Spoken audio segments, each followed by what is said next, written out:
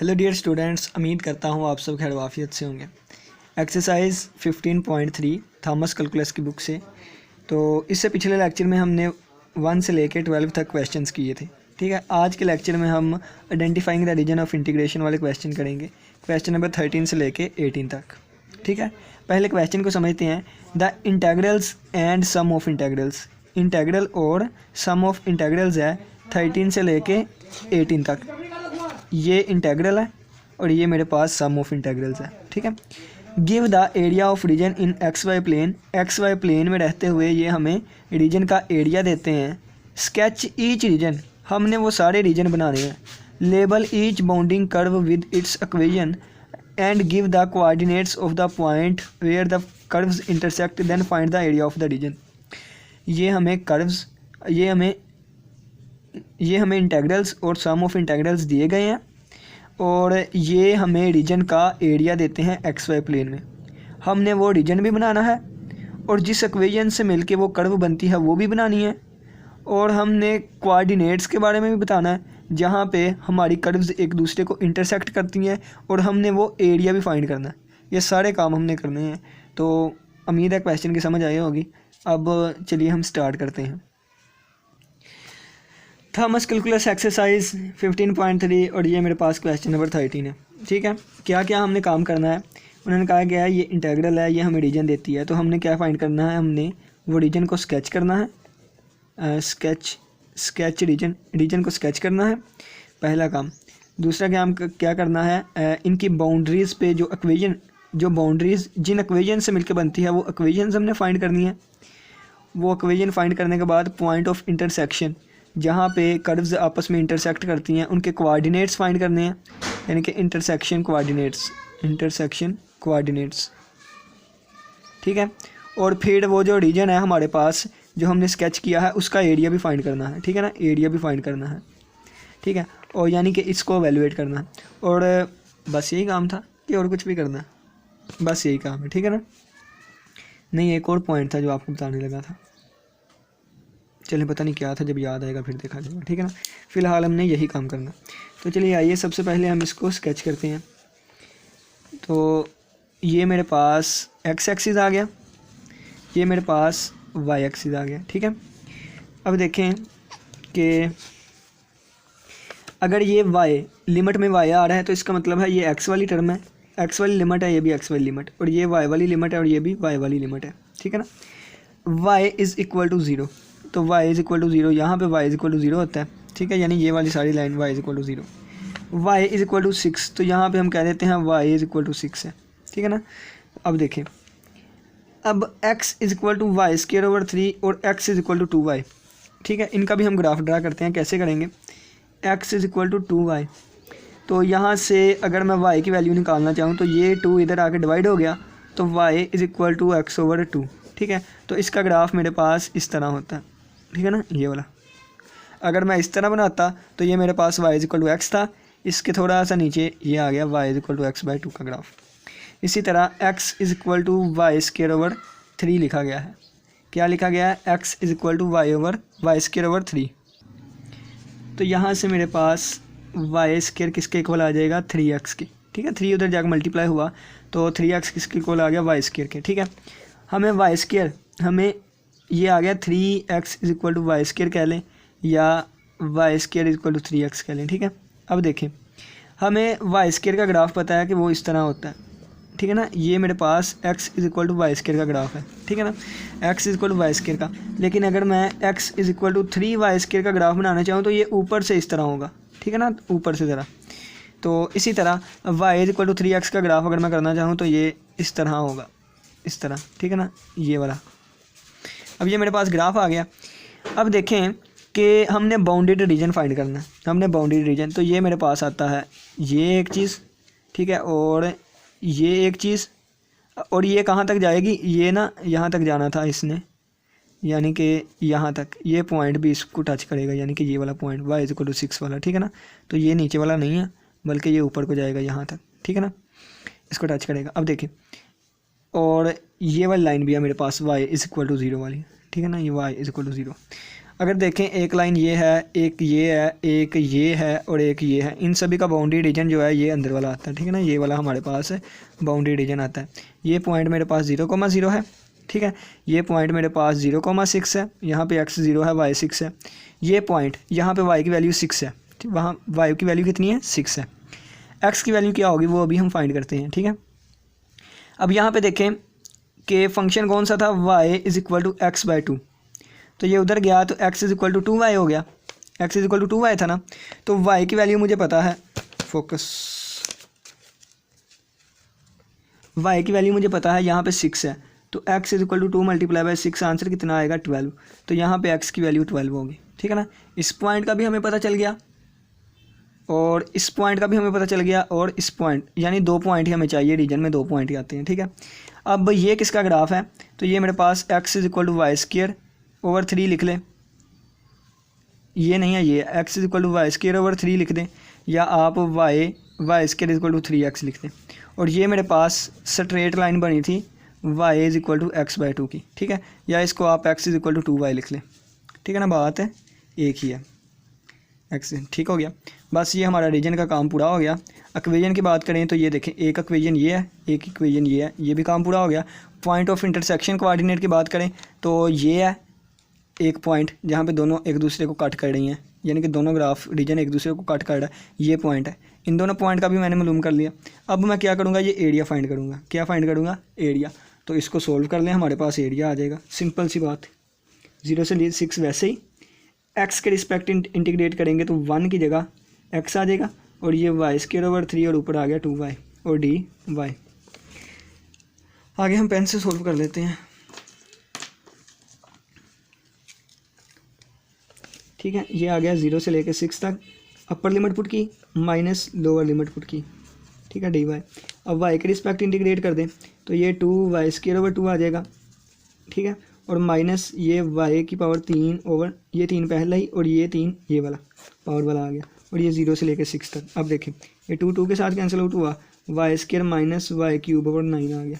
Limit put कर दें 6 बार 36 minus 6 का क्यूब, तो 6 को 3 दफ़ा लिख देते हैं, 6 का क्यूब है ना, ओवर 9 है, 3 बार 9, 3 2 बार 6, ठीक है। और ये upper limit minus lower limit 0 minus 0। अब देखें तो 3 बार 9, 3 2 बार 6, 3 1 बार 3, 3 2 बार 6, ठीक है, और 36 माइनस 6 2 बार 12, 12 2 बार 24, ठीक है, और ये आ जाएगा 36 में से 24 निकालें, आंसर दोबारा 12, ठीक है। तो इस तरह हमने ये क्वेश्चन करना है, जिस तरह हम पीछे वाले क्वेश्चंस करके आए सारे बिल्कुल उसी तरह है।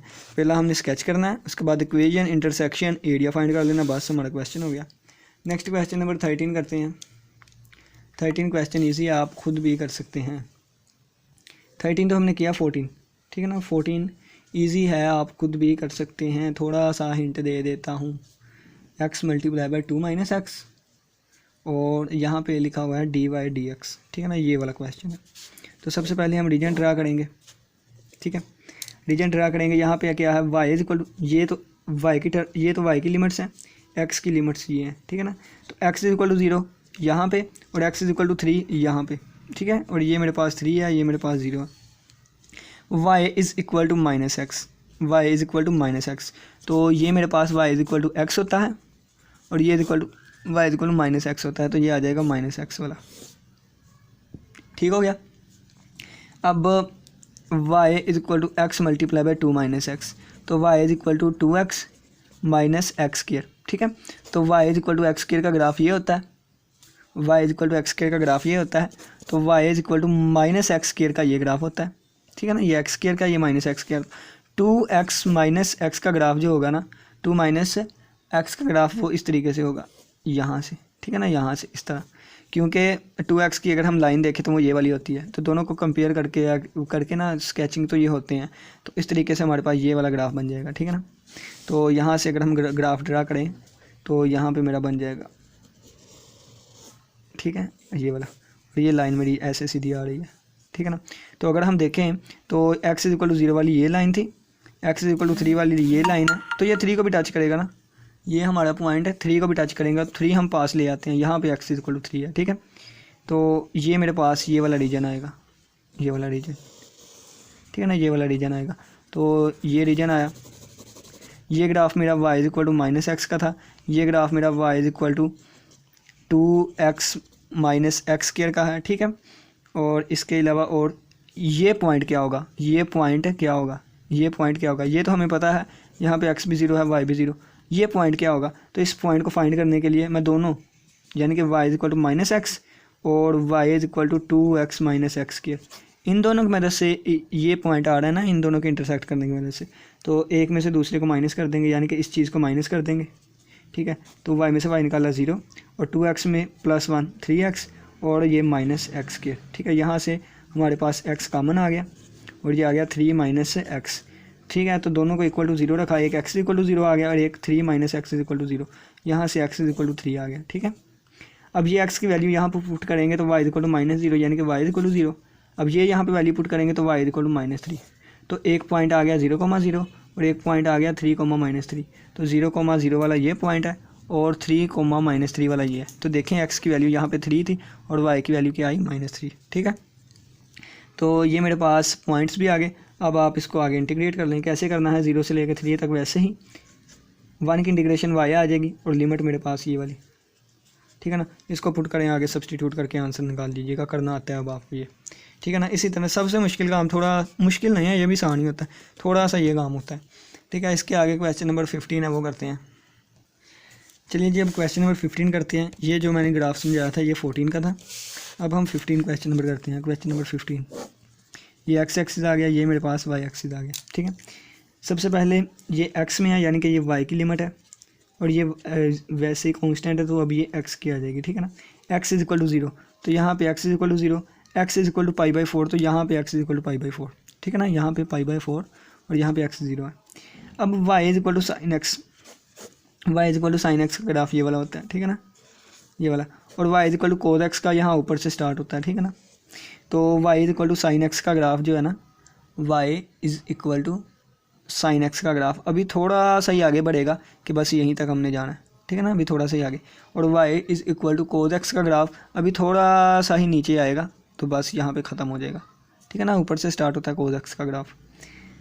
अब देखिए जी कि ये वाला पॉइंट मेरे पास क्या होगा, यहाँ पे एक्स की वैल्यू π/4 है ना, तो जब आप साइन एक्स में π/4 पुट करेंगे, जब आप साइन एक्स में π/4 पुट करेंगे, π/4, तो हमारे पास आंसर आता है 1/√2, ठीक है। 1/√2 आ जाएगा, 1/√2, ये पॉइंट आ गया।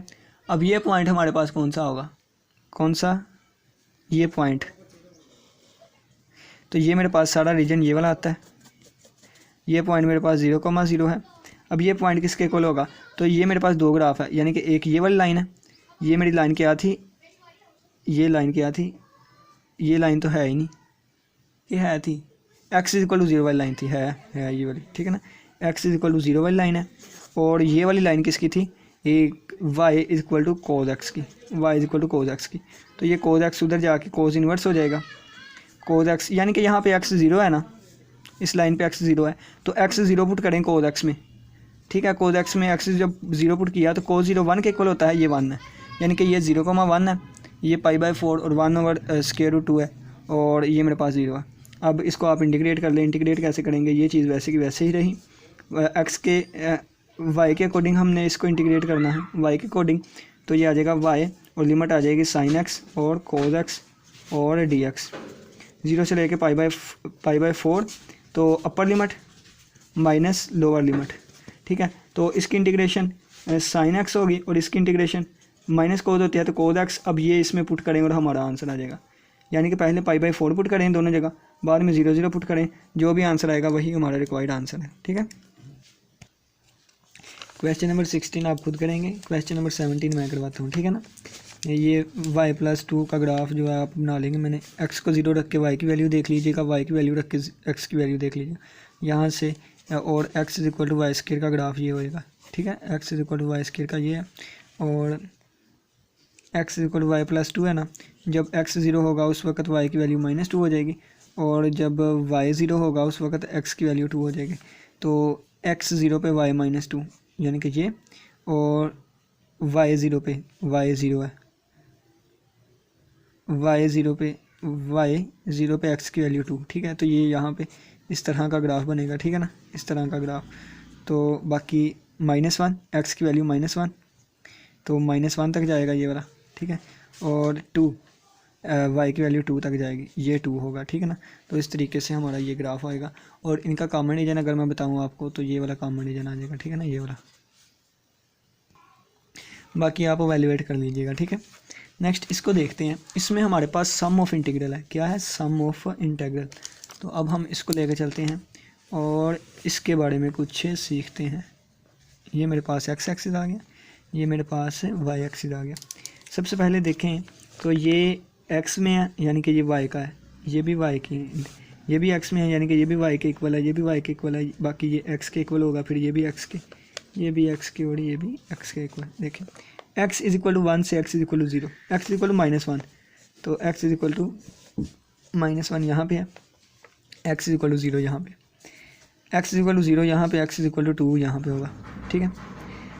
y is equal to -2x, y is equal to -2x, तो ये मेरे पास y is equal to 2x का ग्राफ होता है और -2x का ये होगा, ठीक है। तो -2x का ये ग्राफ हो गया, ठीक है, -2x का। अब y is equal to 1 - x, y is equal to 1 - x, तो y is equal to x का ग्राफ ये है, y is equal to -x का ये होगा और y is equal to 1 - x का जो आया वो इस तरह होगा, ठीक है। कैसे होगा ये भी मैं आपको बताता हूँ।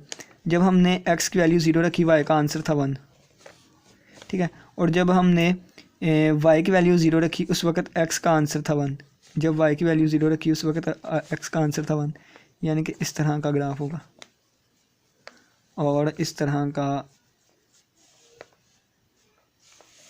का ग्राफ होगा, ठीक है ना, इस तरह का ग्राफ। अब देखिएगा, अब मेरे पास y is equal to 1 - x, दोबारा ग्राफ यही होगा, ठीक है ना, y is equal to 1 - x।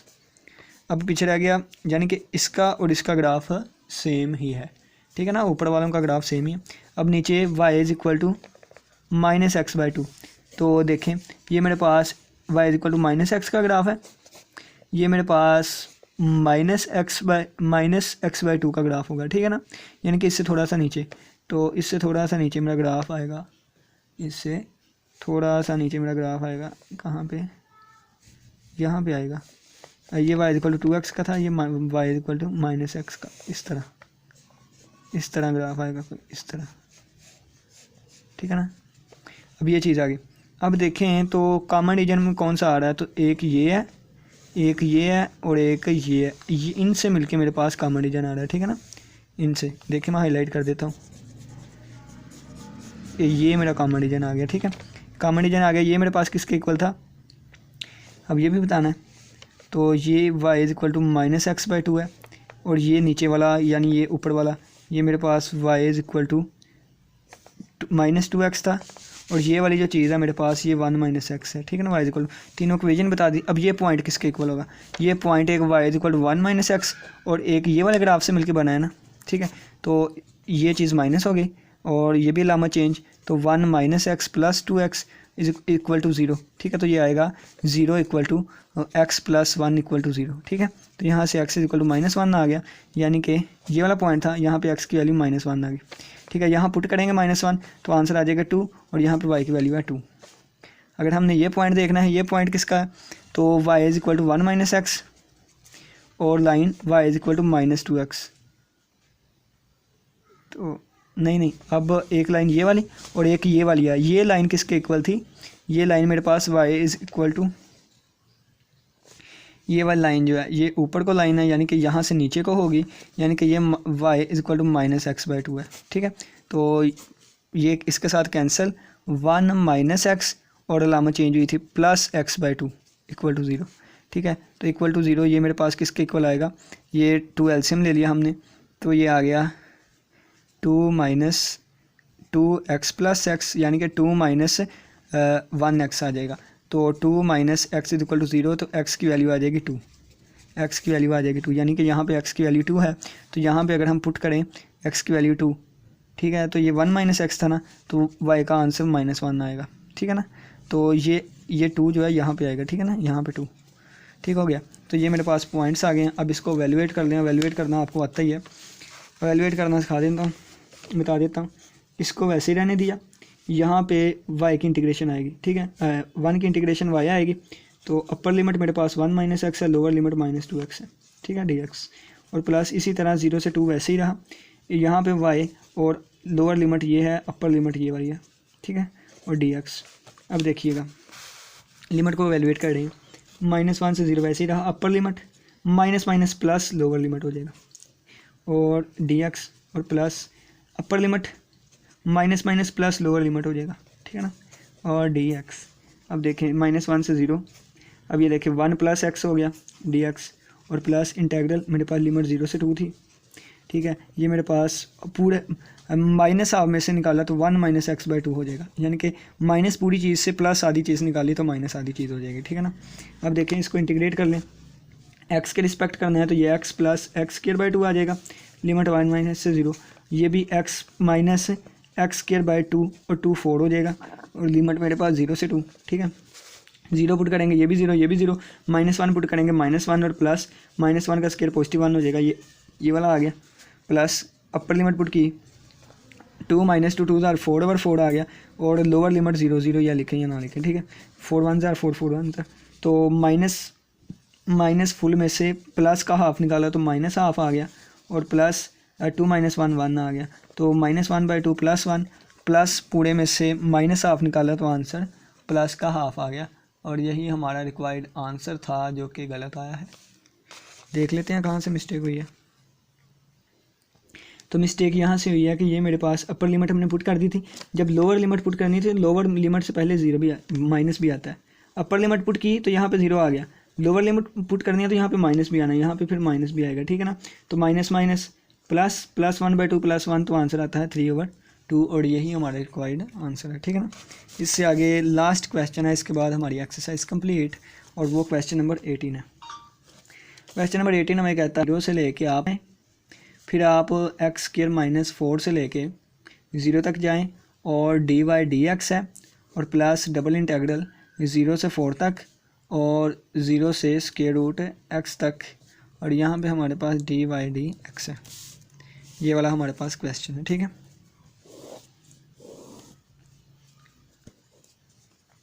अब देखिएगा ये y के इक्वल होगा, ये भी y के इक्वल है, ये भी y के इक्वल है, और ये भी y के इक्वल है, और ये x वाले के इक्वल होगा, x = 0, ये वाली चीज़ आ गई, x = 2 यानी कि यहाँ पे आ गई। अब देखें x = 0 यानी कि यही, x = 4 यानी कि यहाँ पे आ गया 4, ये 2 है, ये 0 है, ठीक है ना, लिमिट दोबारा देख लूँ 2 2 0 4, ठीक है। अब देखें y = 0 यहाँ पे आ गया, y = 0 यहीं पे रहा, y = √x, तो y = मेरे पास इस तरीके से आएगा, ये वाला। अब y = x² - 4, तो y = x² का ग्राफ ये वाला होता है, तो x² - 4 लिखा गया, x² - 4 लिखा गया, यानी कि जब x की वैल्यू हम 0 पुट करेंगे उस वक्त आंसर आएगा -4, यानी कि ये फिर यहाँ से बनेगा ग्राफ, ठीक है, ये फिर ग्राफ यहाँ से बनेगा, तो ये ग्राफ यहाँ से बनेगा, यानी -4 से बनेगा ग्राफ हमारा, -4 से हमारा ग्राफ बनेगा। और जब मैं x की वैल्यू 2 पुट करूँगा, देखें ना, जब मैं x की वैल्यू 2 पुट करूँगा उस वक्त 0 होगा, तो ये ग्राफ इस तरह होगा, ठीक है ना, इस तरह, ठीक है ना, ये मेरे पास ग्राफ आ गया, ये चीज़ें आई हैं मेरे पास। अगर हम कॉमन देखें तो